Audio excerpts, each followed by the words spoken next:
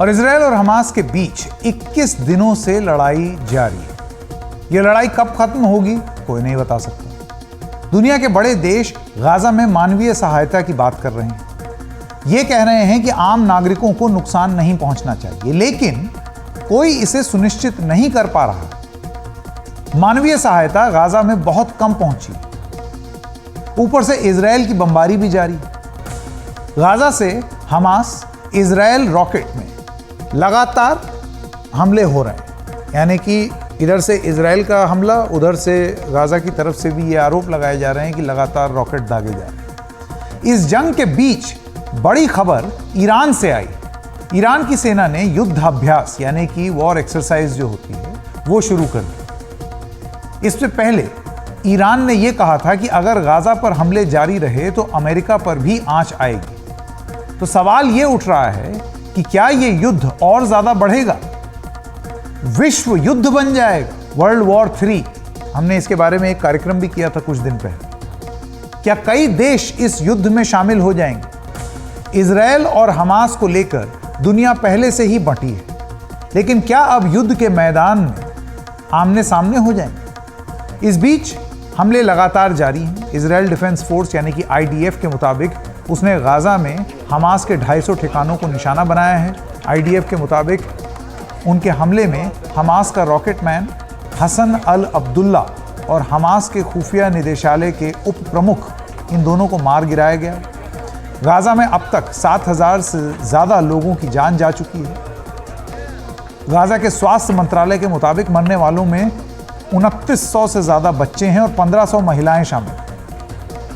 Israel में Hamas के हमले में 1400 से ज़्यादा लोगों की जान गई, जिसके बाद इजराइल लगातार गाजा पर हमले कर रहा है।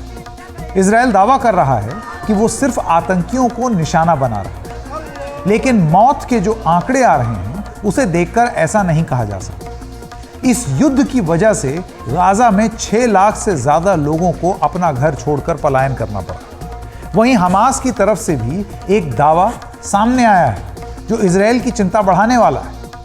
हमास ने यह कहा है कि इजराइल की बमबारी में 50 बंधक मारे गए हैं।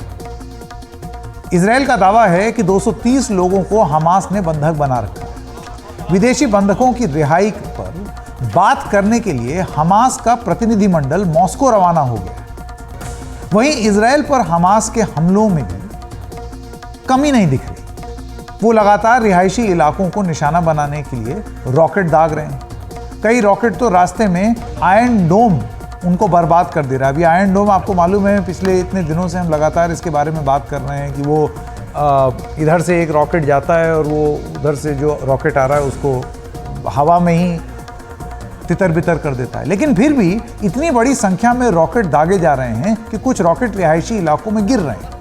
लगातार तेल अवीव में सायरन की आवाज़ गूंजती रहती है। दोनों तरफ से हमले को देखते हुए युद्ध के बंद होने के आसार कम होने लगे। यूरोपियन यूनियन ने इजराइल से गाजा पर बमबारी रोकने की अपील की है। हालांकि अपील का कोई असर होता हुआ दिख नहीं रहा। यूनाइटेड नेशंस को पहले तो मानवीय मदद पहुंचाने के लिए काफ़ी मशक्कत करनी पड़ी, लेकिन अब जब जा रही है तो वो बहुत कम है। समस्या बढ़ती जा रही है, ज़रूरतें बहुत हैं इस इमरजेंसी एड की, और जो सहायता अंदर जा रही है वो इतनी सीमित है कि उससे आप क्या ही साबित कर पाएंगे, क्या ही मदद कर पाएंगे। यूनाइटेड नेशंस लगातार कह रहा है कि गाजा में आम लोगों की समस्या बढ़ती जा रही है, उन तक जल्द से जल्द मानवीय मदद पहुंचनी चाहिए, जिसमें खाने पीने का सामान और दवाएं शामिल।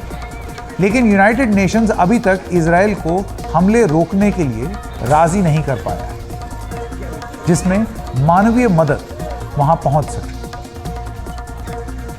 गाजा मलबे में तब्दील हो रहा है। हम वो तस्वीरें लगातार आपको दिखा भी रहे हैं। इजराइल रुकने को तैयार नहीं है, हमास बंधुओं को छोड़ने को तैयार नहीं है।